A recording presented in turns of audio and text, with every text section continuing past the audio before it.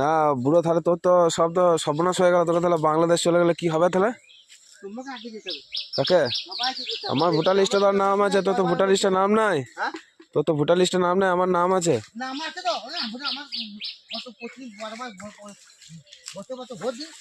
আর তুই বলছিস যে লোকের বউকে তুই দিনের বেলা চুম খেতে যাস, সবাই বলছে। সবাই তো বলছে যে বুড়ো লোকের বউকে চুম খেতে যায়। আমার বউ মেয়ে নাই না, আমার মেয়ে আছে, বিয়ে হয়েছে, দুটো মেয়ে, আমাকে কেউ বলতে পারবে না। তুই বইয়ের কাছে কোনো সামনে বলুন, বইয়ের কাছে কোনো ঝাঁটা বাড়ি খেয়েছিস? হ্যাঁ তুই তুমি তো ওরকম কথা বলছো, এখন বলছো কেন? তুই বলছি, আমি জানি বলি তো সব বলছি। বলছি না তো, আগে তো কাজ করতে গেলে কোনো ফরমাল দিচ্ছে, হ্যাঁ ফরমাল নাই কেন? না, তুই বইয়ের কাছে কোনো ঝাঁটা বাড়ি খেয়েছিস? ঢাকা বাড়িতে যখন খাইছে পরে কথা, সে তো খাইছে, সবাই জানে।